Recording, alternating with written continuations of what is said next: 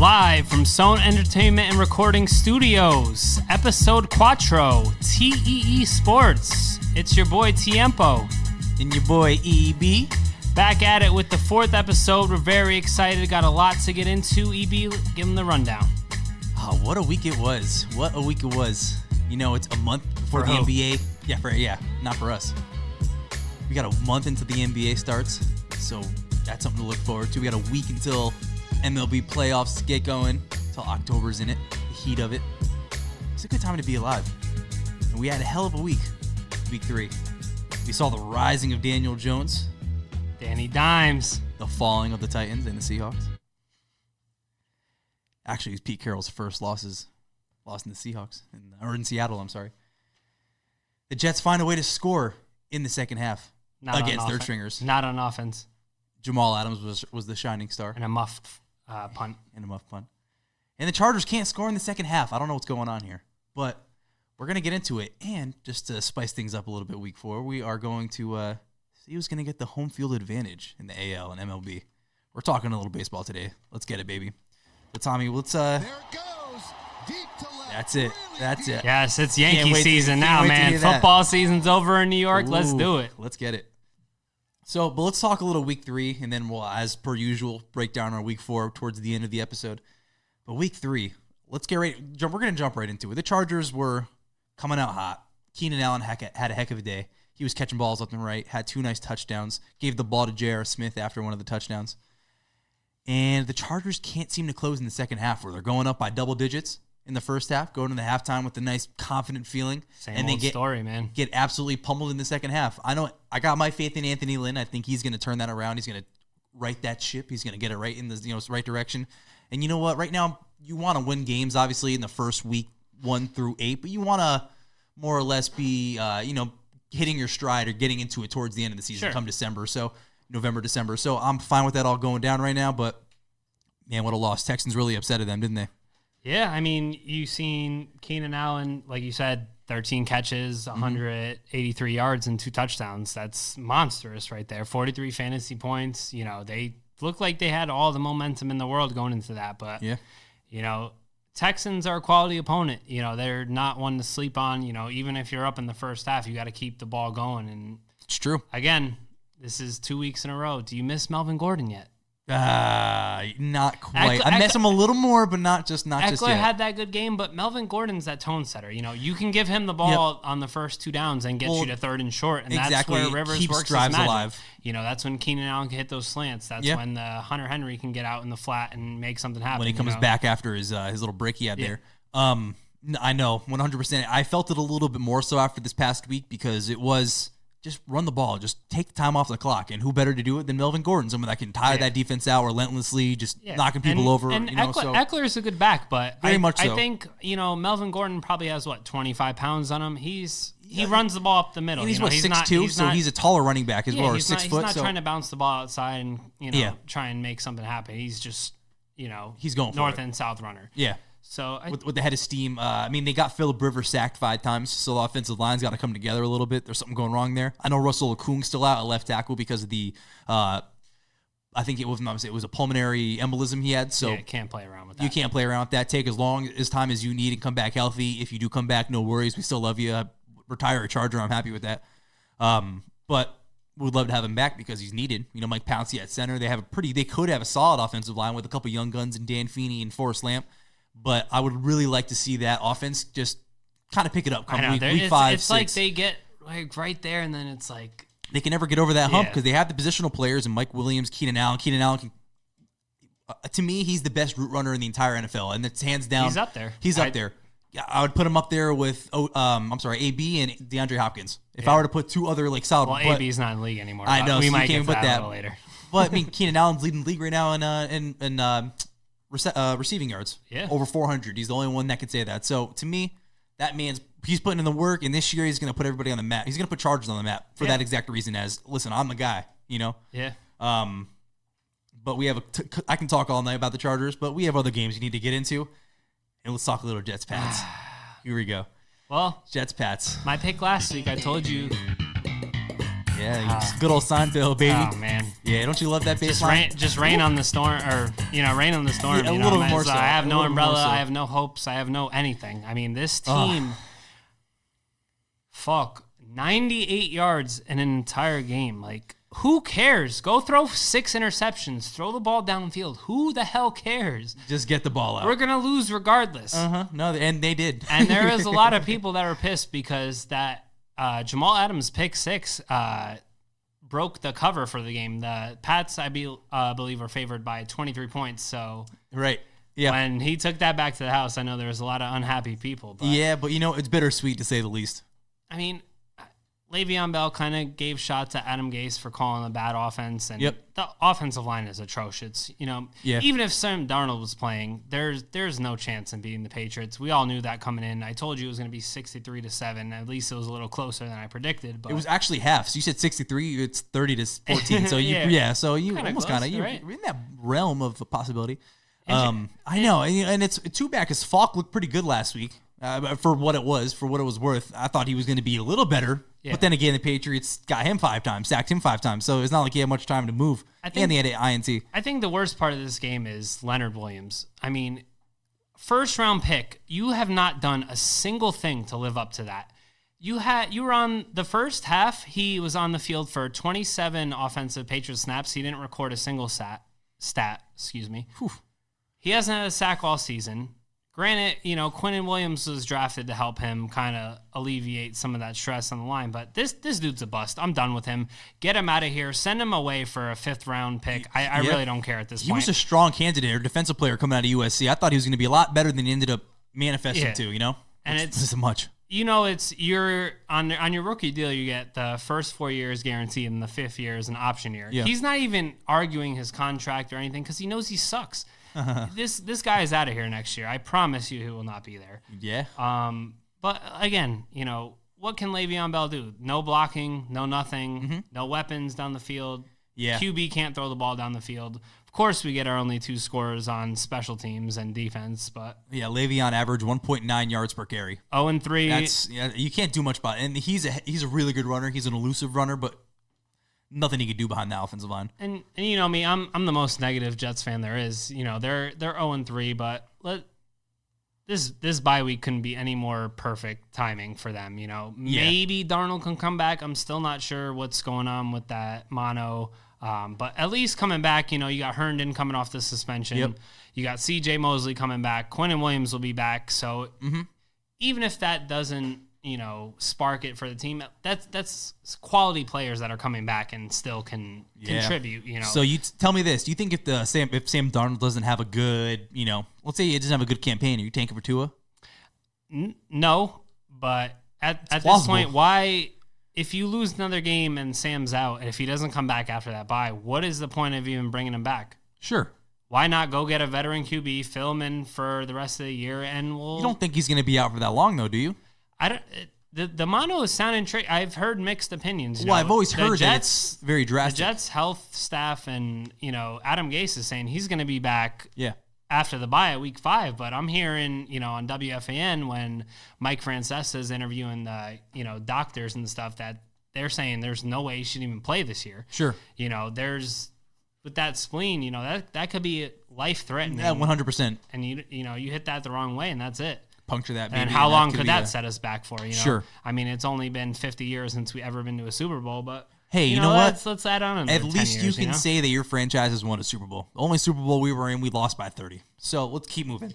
I've seemed to somehow gravitate towards the Eagles because if I had to go with my one, my that two was a big team, loss for them. The Eagles. I'm a little bit of an Eagle fan. I'm a little disappointed that Carson Wentz couldn't squeeze out that W. Second week in a row, the Detroit Lions put up a nice little defensive stall, stand there on the secondary, the DB end to actually kind of bring him to a stop. But Carson Wentz couldn't get it done. He looked a little more lethargic again this week. He's a weird player because he's great when he's on. He's one of the better quarterbacks, but he always seems like he's on. But he's never. Sometimes it's like he's hanging in that limbo where he's not playing like crap, but he's not playing really well, and he just doesn't get it going. Even before our fantasy draft, I thought he was a top 5 QB this year. Easy. He's I think averaging top 10. Or I think he's at 10 or 11 or so. I mean, I've been playing him because I have to because Drew Brees is now down. And I'm comfortable playing him because I know you're going to get at least 20 points. But it's just when I'm watching him, it's not quite There's not that spark that we've seen in the past. No, not like that 2 years ago when he was running for the MVP. It looked good. It's possible we could be sleeping on the Lions a little bit. Matt Patricia, second year I know, in, we knocked them that first together. week, but they won 2 in a row. Granted, they beat the Cardinals the first week, or second week. Mm-hmm. But, I mean, that division is going to be tough, man. I think the Vikings are 3-0. The Packers are 3-0. So, I'm sorry, the Bears, 2 in there. So, and I think it's more on the defensive end they're doing so well. I think it's the Detroit Lions defense is what's kind of keeping holding the team down a little bit. And Matt Stafford's just making the plays. That's like you said. It's one of the 3-0 right now. We have no reason not to believe they're doing well. Really good. Look great. McKissick had a long run for 40-something yards. They're making it happen. My hat's off to them. Detroit Lions always been another one of those teams that's never quite been that great. I mean, I kind of put them alongside the Bills as a 3-0 team that I don't quite trust. Yeah. Along with the 49ers. I'm happy to see what's going on with Bills Mafia, and I'm happy to see that they're 3-0. Josh Allen's looking pretty darn good. He's making all the throws. They'll get their wake-up call this week. They're playing the Patriots. That's going to be a tough game for them. That's going to be a real tough game. They'll lay right down for that one, but easily. But if any team this year is going to have given the Patriots a little run for the money, it's going to be this team. No other Josh Allen, the young gun in the AFC East. So wouldn't that be something? One of the games I think of the week was definitely that Chiefs-Ravens game. I mean, kind of shootout from the start. Yep. The Chiefs got ahead big. I think it was 20-7 at one point, and then you saw Lamar Jackson kind of lead that team back. But no, he looked really good. Lamar Jackson once again was running around. He was looking like a young Mike Vick in the latter half of the game.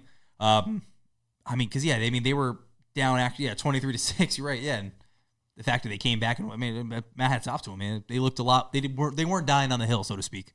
And I think ultimately the Ravens are winning that division. I said the Steelers originally, but Big Ben's out now, so we really can't count on that. But Ravens, hands down, I think are the best team in that division.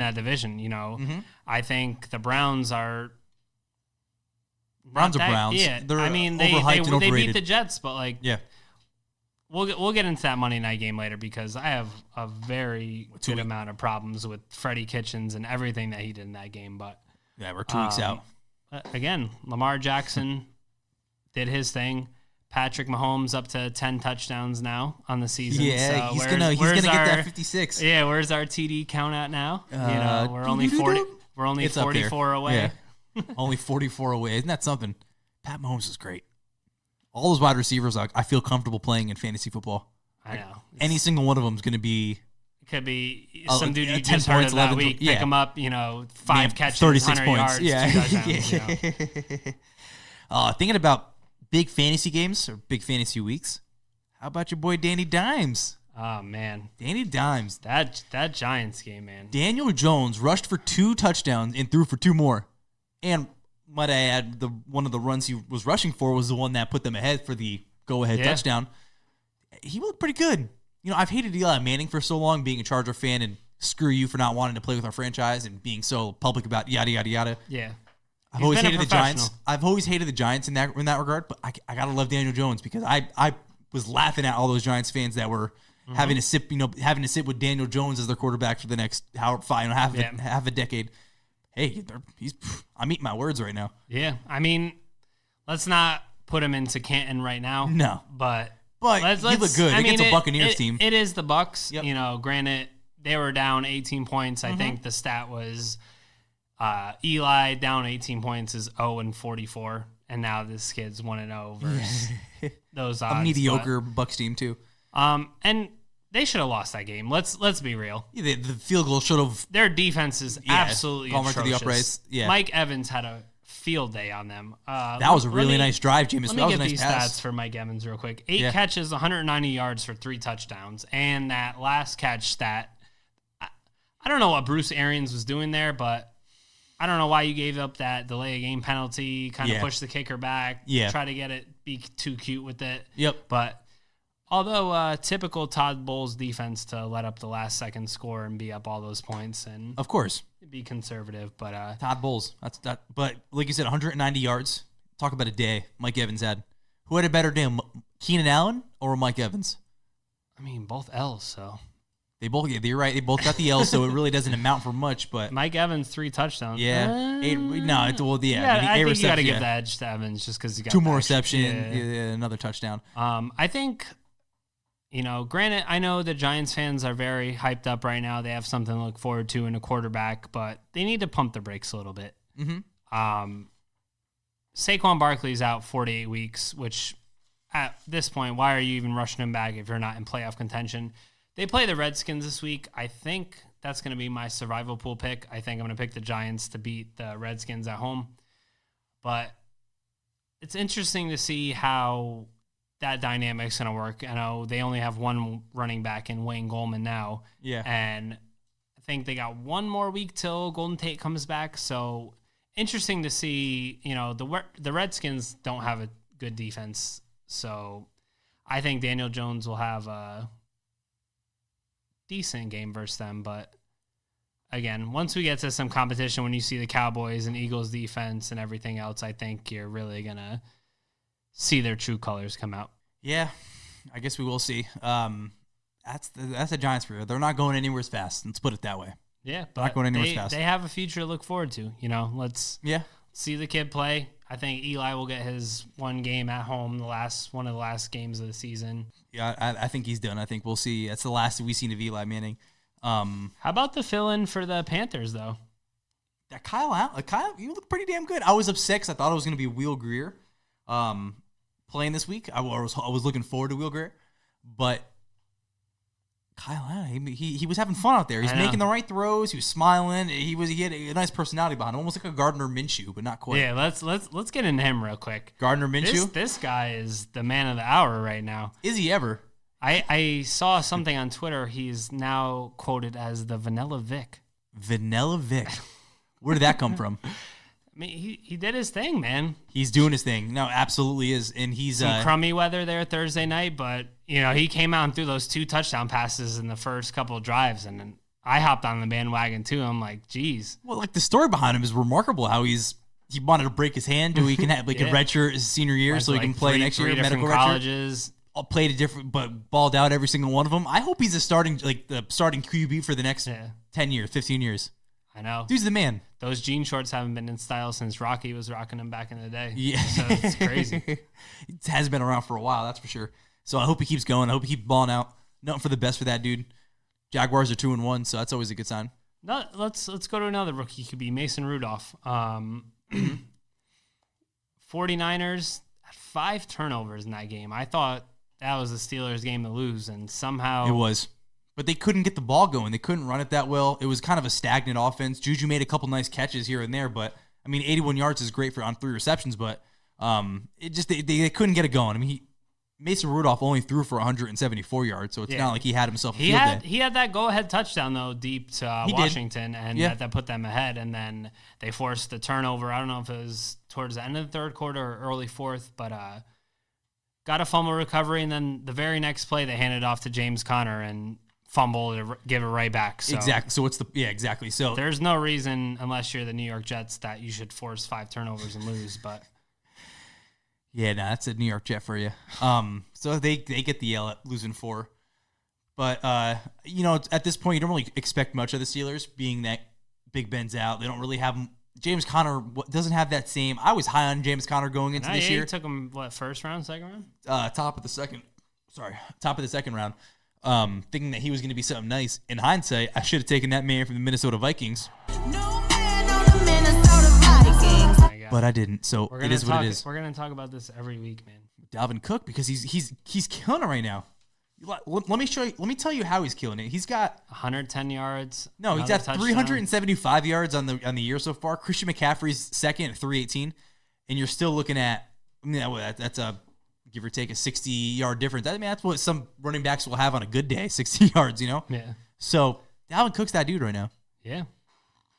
Pretty much, I think the Vikings' game plan is to not give the ball and put the ball in the hands of Kirk Cousins, because he can't do anything. Well, look it up again. We do this every week. How many times did he throw the ball? 15 times? Probably completion-wise, or how many attempts has he had? Attempts. Because it's been almost under 15 every week. 21. 21, yeah. He had 15 completions. They don't want him throwing the ball. No, and it sucks because I took Stephon Diggs thinking that he was going to have a really good year. You see a degress from Diggs and Thielen as well, and even Kyle Rudolph I thought was a little high this year in fantasy, but dude, I know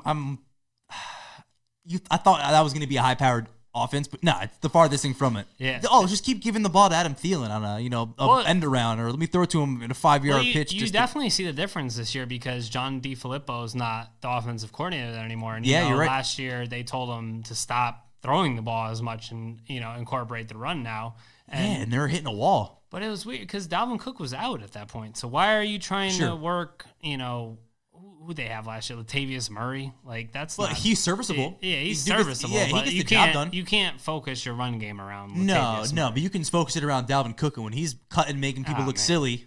Drop a couple screens in there, and you're good, man. Dude, I know. He had one. It was like a 10-yard or 11-yard run. He made everybody on that defense look silly. He literally made one cut, and all 9 dudes just broke their knees, or whatever. 9 of them, or ended up getting tackled for an 11-yard. What, dude? He just is something out of this world.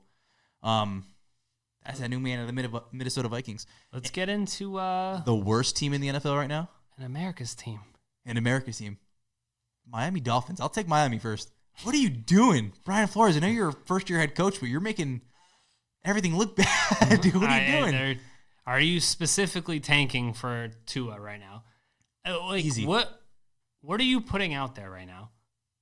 Not a damn thing. Just forfeit every game and just not show up, save the plane travel and all that stuff, and you know what? Pack it in. This is the good thing about the Miami Dolphins right now is all those players are just getting burned, getting run ruled practically, but they're getting burned. And they're just proving them what they're worth. So some team along the way is going to find some hidden gem on that squad that they're going to bring on. It's going to be a deciding factor. I just don't understand. They traded away their best offensive player in Laramie Tunsil, who was, Well, they blew up the team a little bit right there. Traded Minka Fitzpatrick after, Which, do you see his interception first quarter Sunday? Yeah. So making it felt. I know. And they already started Rosen after 2 games. So I don't know what they're doing, man. And I wanted the best for Rosen. He threw for 200 yards, but they ended up, they had Fitzpatrick, 2 for 2. I kind of root against him because he's a little douchey, but yeah, just a little bit. Yeah, I bet those 9 teams that regretted drafting you are. Yeah, and then to America's team, good old Dak Prescott. They're still rolling, man. They're rolling. Zeke's eating, Pollard's eating, everybody's eating. Speaking of eating. Dak Prescott talking about spicy nuggets in the huddle in the fourth quarter versus the Dolphins. So you see how serious they took them. Yeah. Sheesh. I know. And the worst part is I had Tony Pollard. I drafted Tony. I dropped him this week. That's how it usually works. How do you expect him to get 21 points, I did, though. That's why I drafted him. Yeah, but with Zeke in, I was impatient. There's nothing you can do with that. No.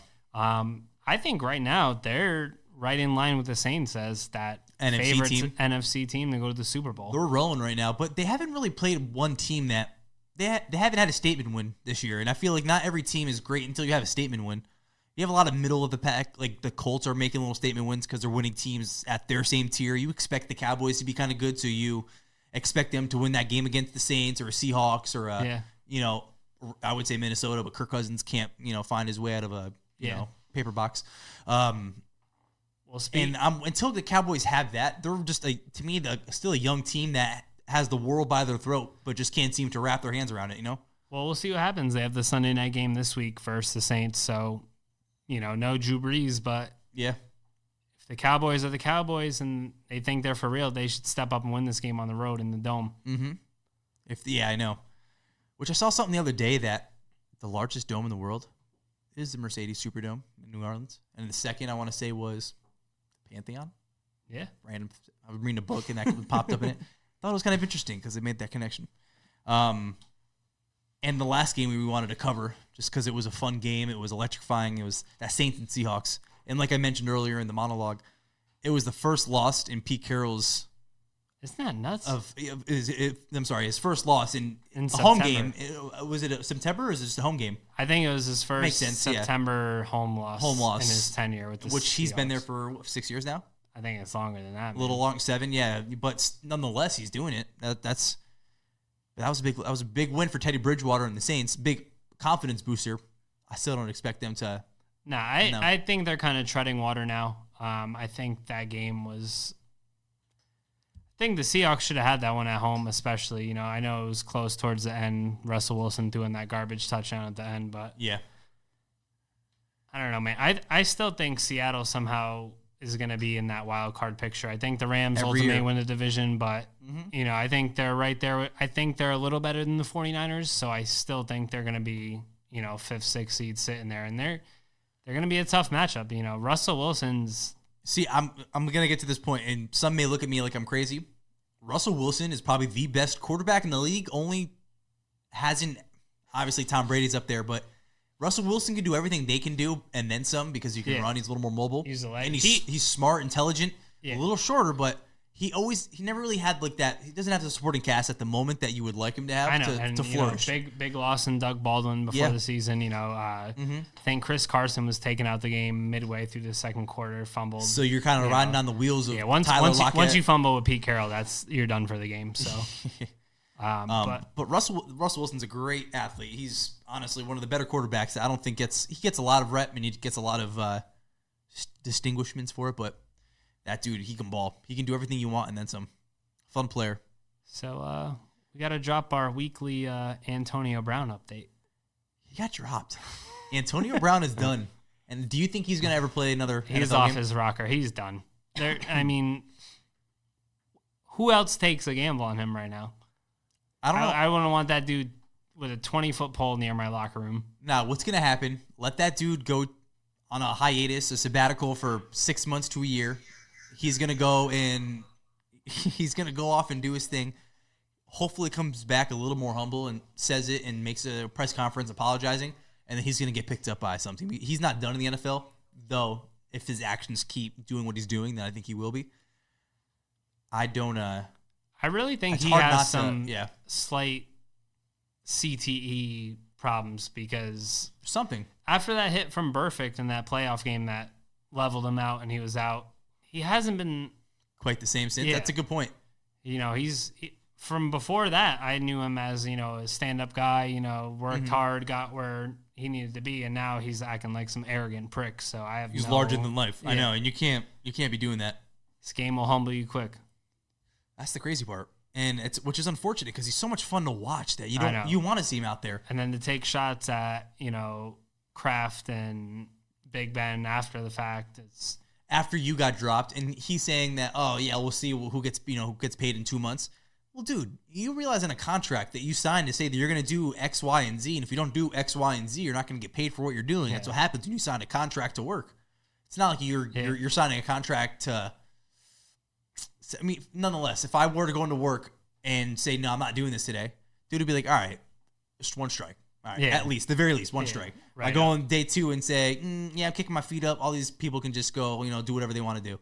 All right, that's it. Strike number 2. Strike number 3, like, dude, you're out. This dude had like 10 strikes already. AB has pushed his luck.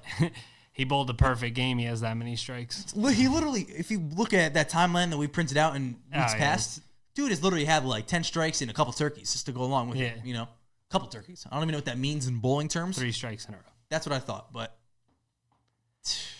I hope he gets it together. Hot take though, Kevin Durant. KD, you think so? A report came out earlier this week, I think via Bleacher Report, because I like to do a little citing, that said that there's a good chance KD may play towards the end of the year. He's progressing a little quicker. His rehab is going pretty dang well. I got twofold question for you. As a Net fan, do you want him back for the end of the season? One, would you rather him sit? It's tough for me. Is it worth it? Is it worth having him come back? That's the thing. If I wouldn't want him to put any pressure on trying to come back this year if he's not feeling 100%. Obviously, if the doctor clears him and he's feeling good to go, then if you want to make a late playoff push, go fine. for it. That's fine by me. But at the same time, let's not rush him back. We got him under contract for the next 3 years, so let's take our time and no rush. See what happens. I mean, it also depends the state of our team at the time. If we go on some magical run and we're, sitting at the 2 or 3 seed, then, might entice him to maybe come back a little more. But if we're kind of hanging middle of the pack, there's no need to rush that because I mean, that was a pretty the rehab on that kind of injury is you never have the same step, so to speak. When you pop your Exactly. Achilles, you never have that same Yeah. step, and that's Last thing we want is, first round of the playoffs, him come back, cut the wrong way, and redo it That's again, done. or it's just not the same, or scar tissue breaks up, or what's going to happen is he's going to have the scar tissue in the area of injury, and I'm sure he's got an incredible team on it that's doing everything and then some and breaking all that stuff up, so he comes back ready to go as close to 100%, though he may potentially never be there. He has a game that will age very well, and he'll have a game that will, he'll really get into a scoring rhythm, if you will. But he'll never have that same step. He'll never be able to make those breaks. He'll never be able to feel, coming down. Yeah. He's always going to be a little weary. He's not going to go up when it's a challenged, contested, block shot. He's not going to, okay, I don't want to. I also saw a Bleacher Report today too, or not today, but in the last few days. They ranked the top 10 players of this generation or this last decade, so which would be from 2009 to 2000. Saw that, yeah. How did Kevin Durant end up number 3 and Steph Curry number 2? That does not make any sense at all to me. Well, Kevin Durant's been the second best player in the NBA for years and years and years. Yeah. I still think he's better than Curry. Obviously he's coming off an injury, but and it was funny because if you look at the average points, I want to say KD was just under 29, and Steph is at like 24 average per career. And LeBron just being LeBron, doing everything and then some. I was a little shocked that KD was at number 3. And only because maybe he was playing second fiddle for the last 4 years behind Steph. yeah. Maybe, or, 3 Well, years. he's the reason Steph got a couple of those rings too. Easily. Let's not. And got the MVP because he had such a great supporting cast, and just in his position, it flourished. I'd even put Kawhi Leonard over Steph Curry because Oh, I would right now. Oh, absolutely. just because Steph Curry is a millennial favorite and all the kids love him and he thinks he's this goody two shoe guy. Like, Yeah. Well, he is a goody two shoe. Yeah, that dude seems like the nicest guy that yeah, I think we've never met. He's has a big ego himself, but A little bit. But for sure, would Shouts put that to man, Kawhi. I put Kawhi right now going into the season, how Yeah, can he so not if be you the were to put- second best player? into the 2020s. Knowing everyone where they are right now, who would you rank 1, 2, and 3 going into the the decades of the 20s? I'm still keeping LeBron number 1. Really, you think he could play for another Oh, you talking about going into into the future. 2020s? Yeah. Definitely Greek Freak number 1. I think toss up number 2 because I think Kevin Durant probably has 3 to 4 years in his prime left before he'll start to diminish. I think he'll still be in the top 5 conversation, but you're looking at Harden, you're looking at Curry, even Klay Thompson. You could throw in that conversation. You still got Joel Embiid. I think Ben Simmons can assume the role of LeBron James. I think did it take LeBron James? I think the entirety of his rookie contract to get himself into It took it took LeBron James almost the entirety of his rookie contract to make it to the finals. Ben Simmons got pretty close. I could kind of see him stepping into almost that LeBron-esque style. Now they have a new team, a new vets and bench and everything, and then some. They're supporting cast. I could definitely see as far as like that.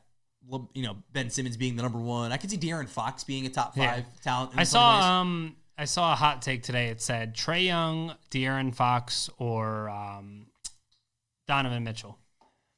Is it Trae Young? Or no, I'm sorry, Murray from the Jazz. DeJounte Murray. No. Or Jamal Murray. Jamal Murray, I'm sorry. From Nuggets, sorry. Yeah, from the Nuggets. That's right. I So knew you Jamal meant him, Murray, Trae Young, or DeAndre Fox. Who are you starting a franchise with? Trae Young, De'Aaron Fox, Jamal Murray. It's a little unfair putting Jamal Murray in there because he is a few years older. And you don't like him already, so I don't mind him. He's a good scorer. He's a fun player to watch. That's a really good question. That's like a solid trio, a young trio. you don't want to anoint Trae Young just yet. I think Exactly. Fox out of the 3 of them is the more Agreed. complete player, but Agreed. he just gets no shine on the Kings. Like, I like Trae Young. He has that cocky arrogance that Steph Curry has that you don't like as much. but you kind of need that. But you kind of need that as that top dog, best player in the league.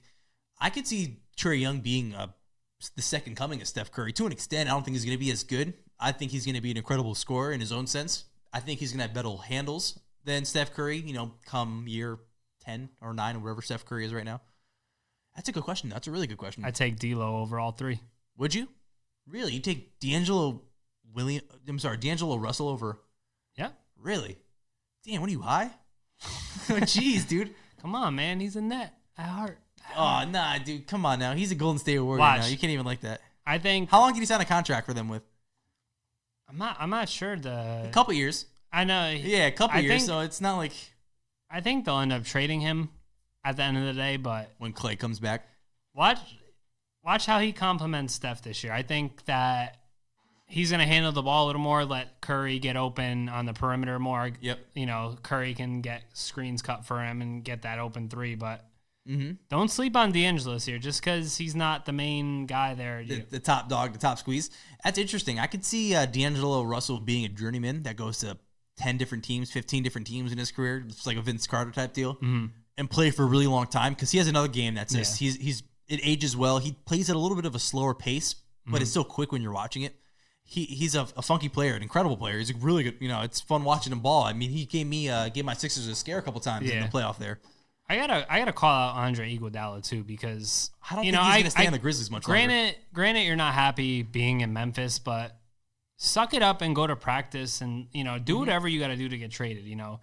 Vince Carter is 41, 42 years old. Like he knows his career is almost over, but he wants to stay another year and help coach. The Hawks younger, the young guns. youths. And Yeah, it's a beautiful thing. Andre Iguodala, you're an NBA Finals MVP. I'm pretty sure he won Defensive Player of the Year once. Why not, just Ja Morant's right there? Why can't you take him under your wing and kind of show him the ropes? Why are you giving such a bad taste in seems Memphis? a little selfish to me. A little bit. And that's what I hate about the NBA is people so quickly change their underwear. It's like, all right, I don't want to be on this team anymore, so I'm just going to jump ship. Oh, Bulls? Oh, they want to go to these big market teams, the Knicks, the Bulls, the Golden State Warriors, the Lakers, the Clippers. Maybe not the Clippers as much, but they want to build their brand. They want to build their brand, which, all right, cool. But at the end of the day, you're playing a game. Like, I would kill to be in the physical capability of playing basketball. That's why I love the Greek Freak because Milwaukee's probably the most miserable place in the United States. But. Well, it's you know how they say life's about balance. Yeah, it's probably from one of the greatest places as far as in Greece, where it's this probably beautiful landscape that we wouldn't take for granted. So living in Milwaukee for 6 months isn't that bad. Yeah, true. Make it work. It's checks and balances. I got a feeling though Milwaukee's going to take a step back this year. I was thinking I had an epiphany yesterday morning, getting ready, throwing on the deodorant. I said to myself, I don't see Milwaukee, the Bucks. I don't see the Bucks being even in the top 3 this year in the East. That is. It's because I picked them to go to the finals. It's probably exactly why. But I thought it was one of those damn. Actually, you're taking away a couple of good shooters for Giannis. Brogdon's going to be. If they don't find something to replace him, it's huge loss. Yeah, they re-signed Middleton, which is wonderful because he's a great rotational to be honest, player. I would rather had Brogdon than Middleton because I think he got extremely overpaid. Who, Middleton? Yeah. I think Middleton, because he got the All-Star now, that's why. Yeah, he made the All-Star team, but woohoo. Yeah, 1 year you get. No. They could have moved some pieces, maybe got a Bradley Beal type in there and replace Brogdon instead of paying Middleton. Yeah. Probably could have got a Middleton a little cheaper or even sign Beal, do a sign and trade with Beal and then bring back Brogdon for a cheap deal. But any deal don't sleep on the Pacers this year either. Any deal that surrounds Bradley Beal is very interesting because he's such an asset. He wants out of there, but he's such an asset that if you wanted to get Beal, you'd almost have to take Wall's contract because it's the only way that. Why not? Washington's going to put such a price tag on him, so it's going to be an interesting time when that. Yeah, inevitably happens. I'll be very surprised if he's there past trade deadline this year. You think so? I think he's definitely out of there. Interesting. I don't know. I don't think he has a choice. What's going on with John Wall? That dude's never wants to. I know. What he rupture his Achilles after already being out with an ACL or something, or something ruptured his Achilles. I know. But doing something stupid at home. He might not even play this year. Which is crazy because I feel like every year he plays 20 games and he's not the same. I loved him as a player coming out. When he was a rookie, he was so damn good. He was fun to watch. In Kentucky, he was a beast. And they had DeMarcus Cousins then. They were a powerhouse. And how'd they not win any championships with that? But he just hasn't been the same. He hasn't coming out with that same step. Man. So if you had to ask me, Sixers win in the East. I'm going to put the Pacers at 2. Boston at 3. Nets at 4. Yeah. Milwaukee at 5. All right. I still got the Bucks and Warriors in the finals. Got So. Heat at 6. No, actually, I don't think the Heat are going to be that. The Heat is going to be another weird team where I don't see them really. I don't know. That's a tough team to read because Jimmy Butler may just be like everything and then some. He's going to destroy them. You think so? I think he wants to be down there, so I think he's going to keep his mouth shut. I think Philly, you had enough stars there to kind of keep him in check and his ego in check, but once he's the best player on the team, you saw how it was with the Bulls. Sure. You saw how it was with the T-Wolves. Pat Riley not going to let that fly. No. Not even a little bit. Let's a little baseball in here, man. You want to get popping a little baseball? Postseason's heating up. So next week is the start of postseason, and the big question I had in my monologue was, and who will get the home field in the AL? Right now, I believe the Yankees are sitting at a half game back, or they have one more loss than the Astros. Half game back. We're tied 1-1 right now, bottom 6 with the Rays. And if I'm not mistaken, Pac-Man and/or Chef Ev told me earlier in the week, which we're hoping we can get him on the air next week with us to talk a little more baseball and postseason baseball. Yep. That the Yankees and Astros, you probably can back this up. What they split? They each won their home games too. Yeah, they both won their home stands this year versus each other. So in this this year was it okay?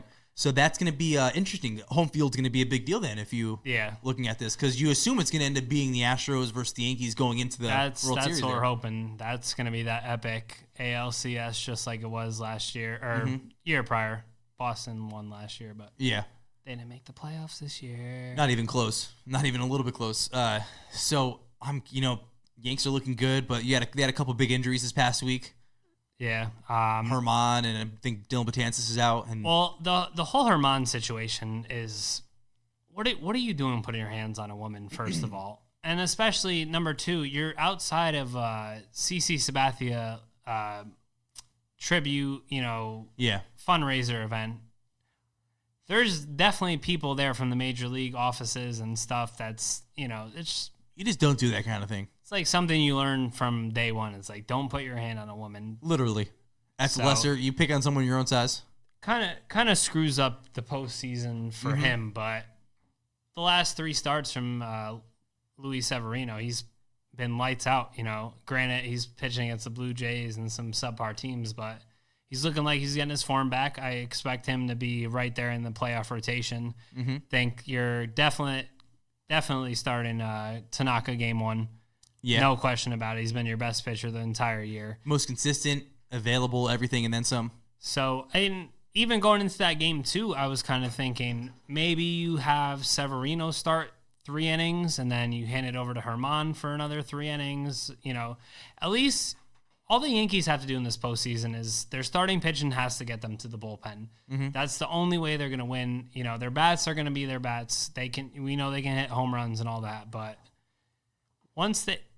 we'll see who they end up playing. The Minnesota Twins are probably going to win their division. So, yeah, what's that first round matchup looking like? Yeah, the Indians are 6 back in the division, so I don't think they have a chance at catching the Twins. And then, as of right now, the wild card, Oakland A's are in that first driver's seat for the playoff. And it's a 3-team race, though, isn't it? Yep, and then Tampa Bay's a game and a half back.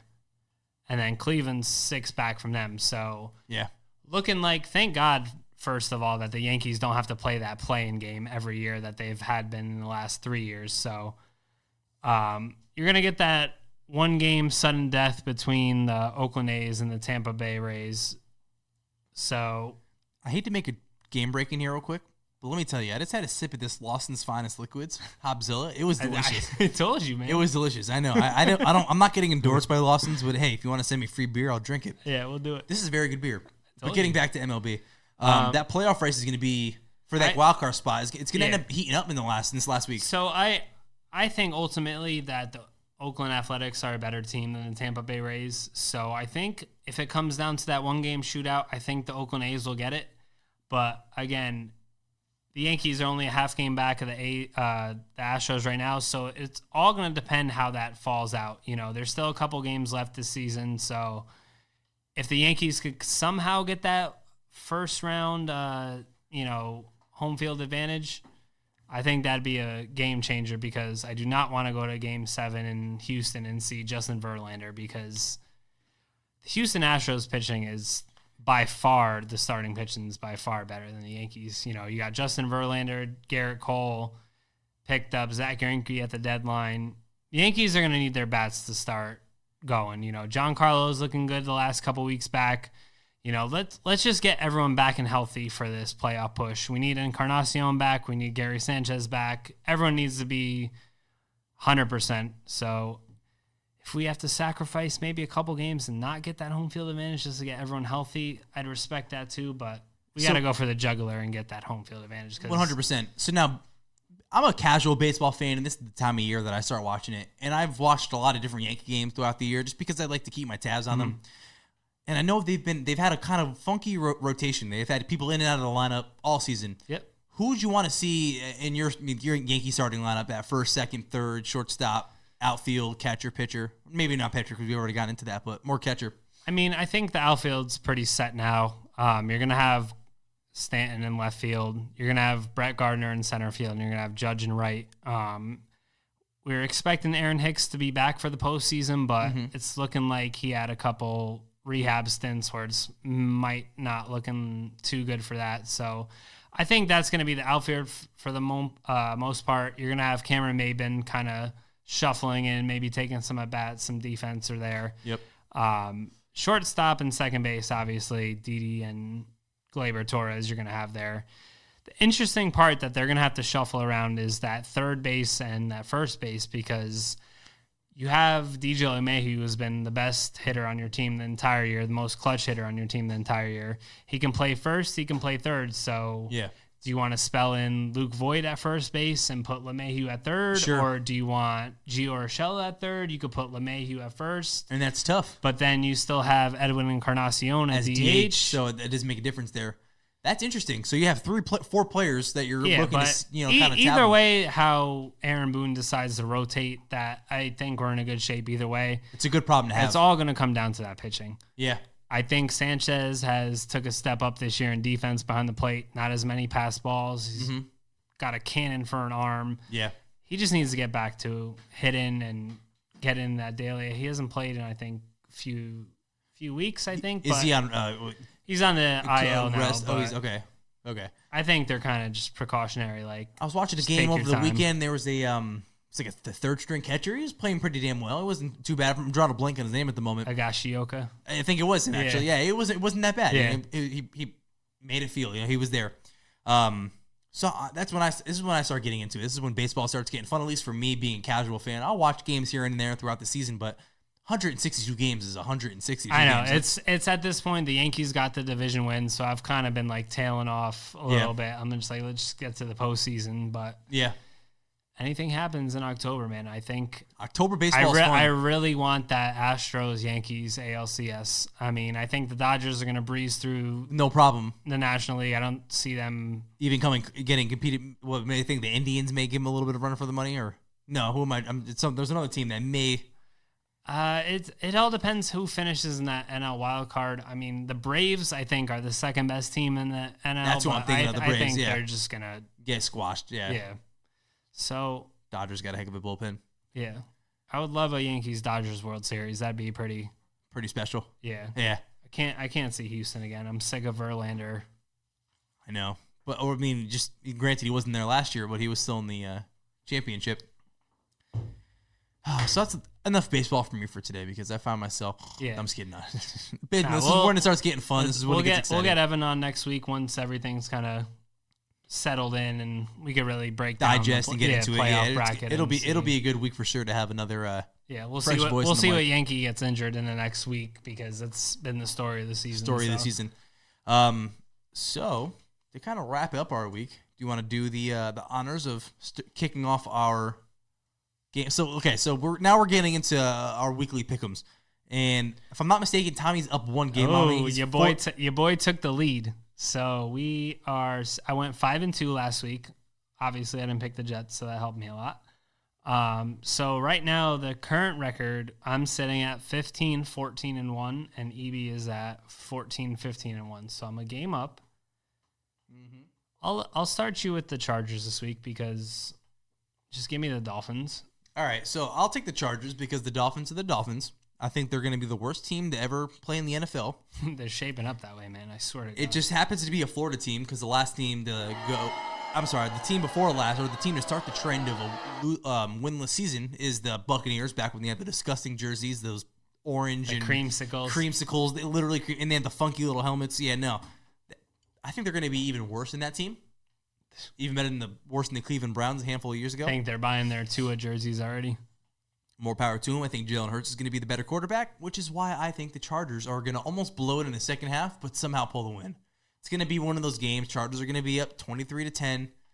Miami comes back, makes it 23-21, and they seal an interception for the dub. So you don't want to take the gentleman's bet against the spread? No, I don't. 16.5. Is it 16.5 right now?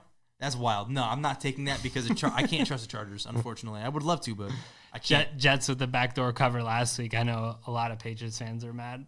So if we're getting into that Jet game next, I'm not taking the Jets this week. Yeah, me neither because they're on bye. All right, so that's perfect. That's right. I forgot they were on bye week 5. I think the bye week's favored by 3 this week for the Jets. So. 100% is. Let's get into the Thursday night game. I think that's an interesting matchup between the Packers and the Eagles. Packers are at home. Mm-hmm. Packers 3-0. That defense has been on point. Shut down the Bears 2 weeks ago. Week 1 they shut down the Vikings last week prior, and then this past week they didn't give up that many points to the Broncos 16 points. Yeah, so it wasn't definitely. Packers are playing good. Are you taking the Packers in that one? Yeah, I'm gonna take the Packers. I'll happily take the Eagles. That's my squad. Zach Ertz, Carson Wentz, they're my homies. I'm a Philly guy at heart, though I'm a Charger fan. I think that's interesting, though, because that's going to be a big game for the Eagles. If they don't win that, they're going into playing the Jets at 1-3, and I think a fully refreshed Jets off the bye. I'm not saying they're going to beat the Eagles, but I think that'll be more competitive with C.J. Mosley back, possibly Darnold, all that. So it's a big game for the Eagles, but I think the Packers at home ultimately. They've been on fire so far. Mm-hmm. Kind of knocked the coach in the beginning of the year, but hey, Matt LaFleur, you're looking good right now, 3-0. You're looking better than Brian Flores at 0-3. Yeah. So let's go to the other primetime game that we're working with is that Steelers-Bengals game Monday night. Both teams sitting at 0-3 right now. Not a good start. Not a good start at all. And they have the Steelers winning this game. Carson Wentz. Andy Dalton, he's been throwing the ball around. He's been getting it out there. John Ross was leading the league in receiving yards last week, but 2 points last week. 2 points last week. Thank you. Yeah, you're very welcome. I'm happy you played him as you're starting our wide receiver 1. Flex. Oh, it was flex. Okay, well, even better. So I am going to side with the Steelers on this. I think James Conner is going to come out with a head full of steam because he's annoyed at last week. I think he's going to put it all together, patch it together enough so. And I have a little bit of faith in Pittsburgh. I'm going to stick with that Pennsylvania flow on top of the Chargers. I think Mason Rudolph comes out this week a little more comfortable, kind of not, rookie jitters in that first game. I think until the Bengals get AJ Green back, their passing game isn't going to be up to standards. I don't even think Boyd has had an 100-yard game this year. No. It's been all on Ross, and Ross has kind of caught those slants or, deep balls and kind of just he's the speedster. He's the one with the 4.2 speed, so it's easier to get the ball out to him. Yeah. I mean, I'll take the Bengals just because you took them, but I think that game's going to come down. That's going to be like a weird 17-14 game. I don't think any team really has that offense going. Let's get into the Sunday night game. Cowboys and Saints. I'm happy you said this because I really this is a fun game to pick. It's, I think, going to be a high-scoring game. Are you going to give me no, you take the pick on this one. I'm going to take the boys. I know you would. We them boys. We them boys. Holla. I think Teddy Bridgewater showed some sparks last week. I don't know. The Cowboys just seem like it's their year. I think they're going to get that ground game going with Zeke and Pollard, maybe do that 1-2 punch. Dak's been hitting all his passes. Amari Cooper has been probably one of the top 3 receivers in the NFL this year. You look at his stats. He's been killing it. Yeah, he's been absolutely killing it. Destroying it. Weekend Saints secondary.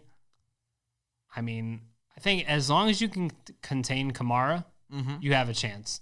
You still have Michael Thomas on those big plays, but let's see. Let Teddy Bridgewater make that big play.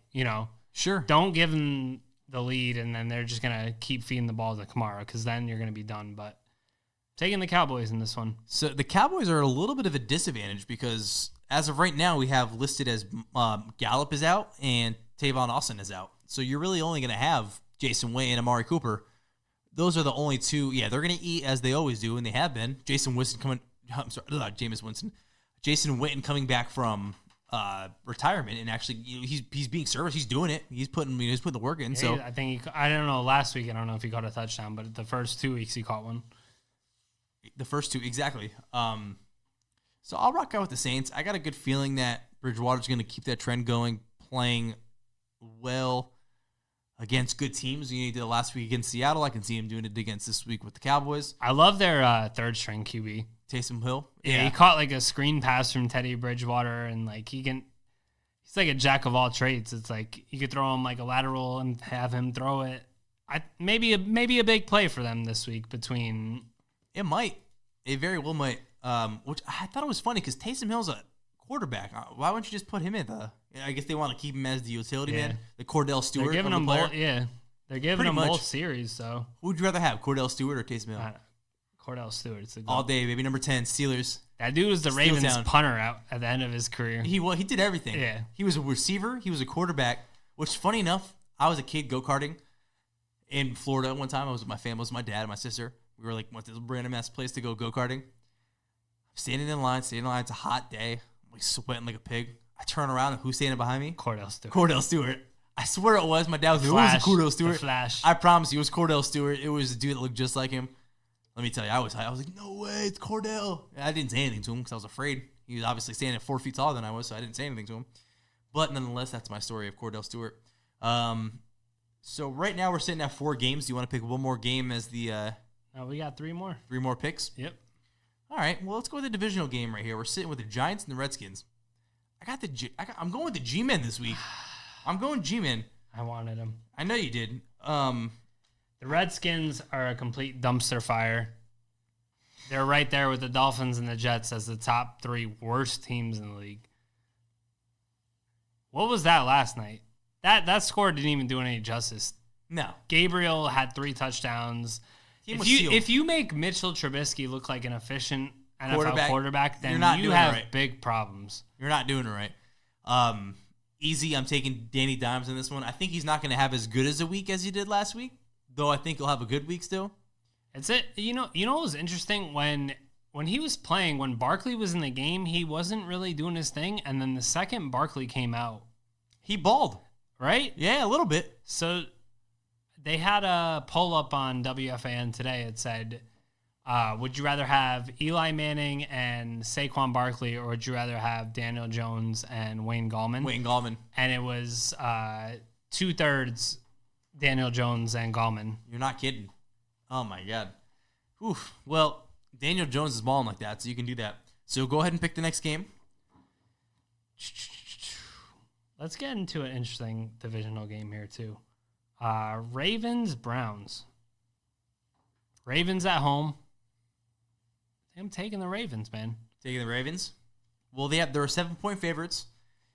They're just looking like the overall better team. I guess I'll go ahead and take the Browns on this one, though I'm not happy about that. The Browns have just been a disappointment. I have Baker Mayfield as my QB because my MVP, Cam Newton's probably not going to play again this year. I don't know whenever he comes back, but yeah, I don't know what's going on with that. Baker has not had he's in the sophomore slump right now. A little bit. And I'm happy it's grounding him a little bit. So when he comes back now, he's going to be a little more humbled. He's not going to have that. Even that game versus the Jets, you had like 250 passing yards, but Odell hit a slant for 90. For 85 of the yards. Exactly. So it's not like he's doing a lot of it himself. It's getting a lot of help from his supporting cast. When you have Odell and you have Juice Landry, you can do whatever you want. And let's get into a little of that. First of all, did you see the press conference after the game with Freddie Kitchens? Mm-mm. This dude was getting interviewed after they lost to the Rams and was literally chewing like gum the whole time, just like chomping on it. Freddie Kitchens was? Yeah. I'm like, all right, you get paid how much money to do that after field the these game. questions, Yeah. and you're not gonna. Yeah, you're gonna look like a jerk. And doing then there's a couple questionable calls in that Browns-Rams game. 4th and 9, you ran running back draw. On you're not even on your side of the field, or you're not even on their side of the field, and you do that. And then you get down, it's 23-13, 2-minute warning. You got to put the ball in the end zone. You pass on 3 straight plays. You think you give the ball to Nick Chubb once or twice, maybe get it even closer, so you can maybe get Odell on a slant or something. But there's just something not clicking with that team, and I think that something's gonna blow up this year with them. Keep an eye on them. Yeah. And let's get right into our last pick'ems. So I'm gonna pick of the 2 games of lossless teams. I'm gonna pick the 2 games. You pick which one it is, and then I'll pick the actual who I think is gonna win in that matchup. So of those games, it's the Chiefs-Lions or pick the Patriots-Bills. Let's go with Chiefs-Lions. Chiefs-Lions, and I'm gonna go with I'm not even gonna entertain the Patriots. Yeah. I think the Chiefs and the Lions will actually be a lot closer than it looks on paper. Lions are 2-0-1. Chiefs are 3-0. How you think Mahomes does in that dome? He'll be fine. I think he's going to be absolutely, if anything, better. Another 4 touchdowns. He's over 450 yards, 4 touchdowns, maybe a pick because he was feeling dangerous. Yeah. Maybe rushing touchdown. Maybe a little no look. Maybe a couple no looks for like an 85-yarder that goes down as the greatest play of all time. Yeah. I'm going to obviously take the Chiefs on that one. I think the Lions will really give them a run for their money, honestly. I think Matt Patricia's defensive-minded, head coaching. 2-0-1. They haven't lost yet, technically. Oh, wow. Yeah. Oh, yeah, I forgot they tied. They tied Arizona. So let's get. I don't know.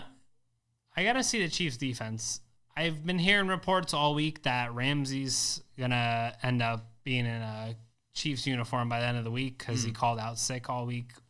Really? Did you see that? No, I didn't see that. Yeah, he told the Jags executives, he's like, I got the flu. I'm going to be out all week. So expect him to be on another absent. team by the end of the week. But if the Chiefs can get Jalen Ramsey, I think that takes the whole defense to a whole new level. Yeah, it does. Especially because they're still, they don't have the Eric Berry defensive DB that people kind of listen to back there.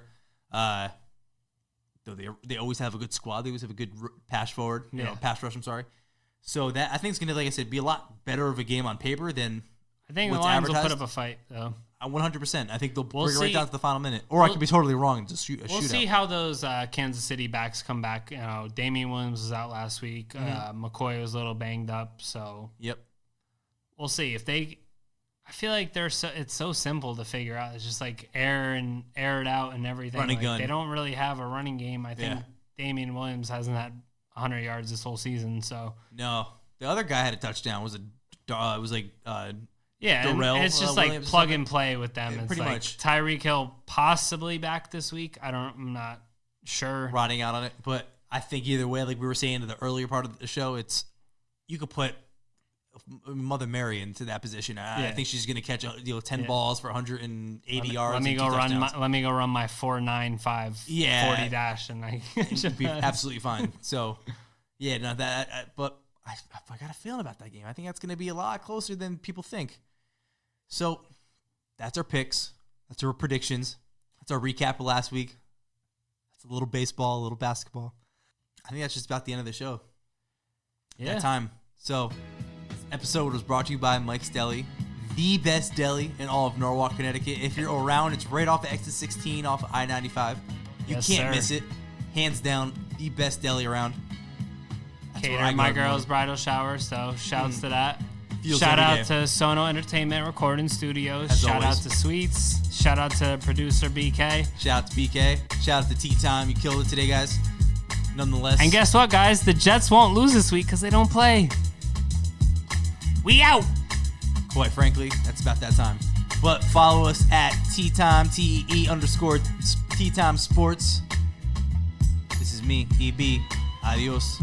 Tiempo.